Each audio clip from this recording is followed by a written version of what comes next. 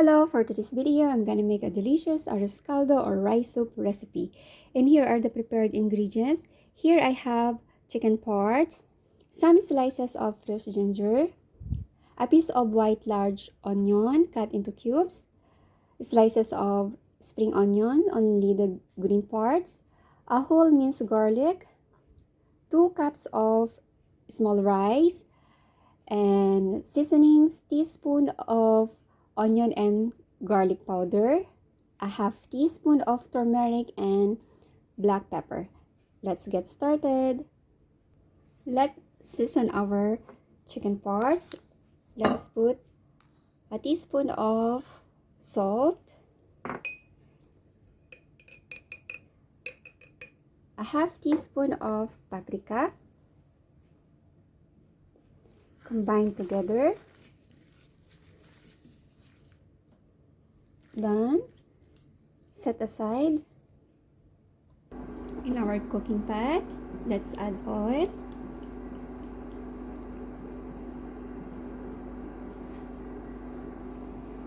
Reheat the oil.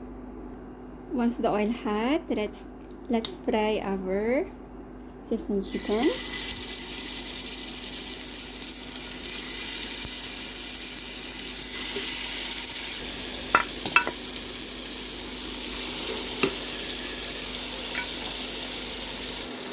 Fry 3 minutes on each side.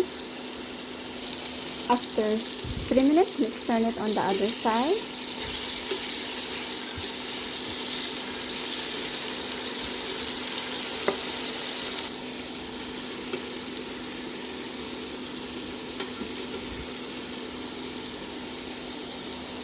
And fry it again for another 3 minutes.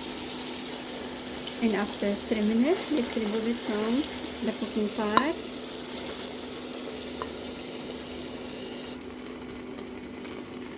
Set aside.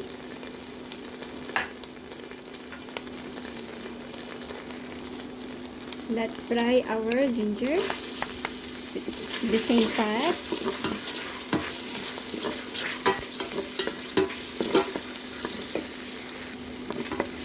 Fry it until the aroma releases from the ginger. Once you smell the aroma, let's add minced garlic and leave the remaining for later on use.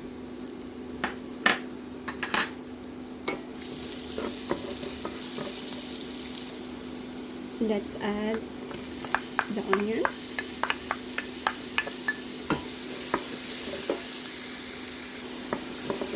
Let's fry all together and let's wait until our garlic and onion turns to golden brown. Once it turns to golden brown, let's put back in our fried chicken parts.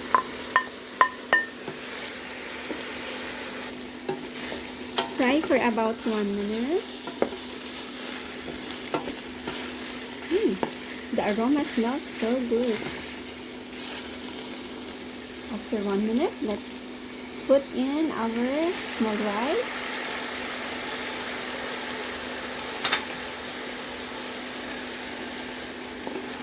Let's combine.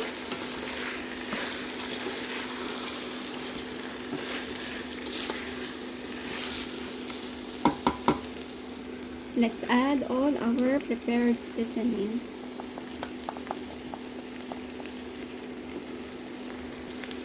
Combine.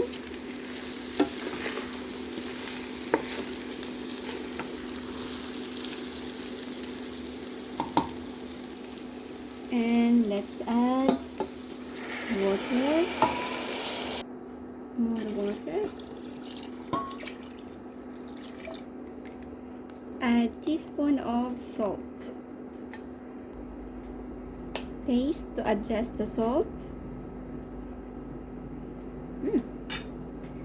Let's add 1 more teaspoon. Let's cover and cook for about 30 minutes. And for the meantime, let's fry our remaining minced garlic. In our frying pan, let's put oil.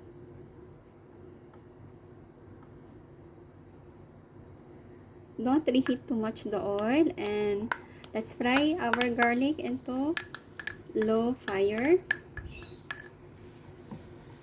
and keep on mixing. Keep on stirring. Now let's remove that. Let's remove our fried garlic and put it on, dry it on drying paper.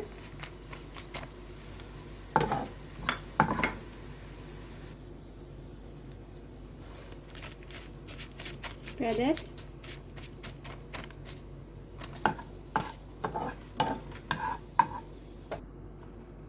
Spread it.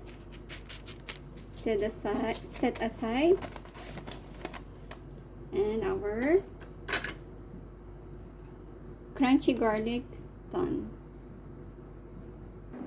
And after 30 minutes, let's check our arroz caldo or rice soup.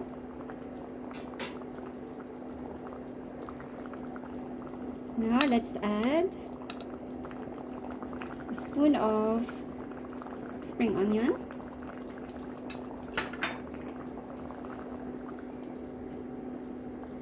shake it,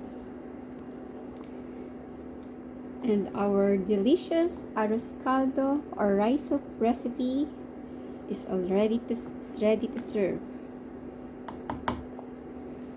And our delicious arroz caldo or rice soup recipe is ready to serve. So yummy. Let's put some in our serving plate.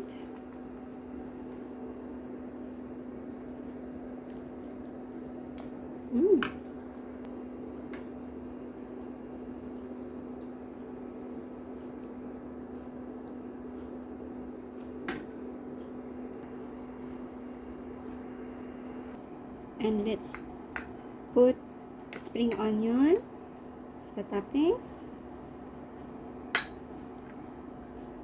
Our fried crunchy garlic.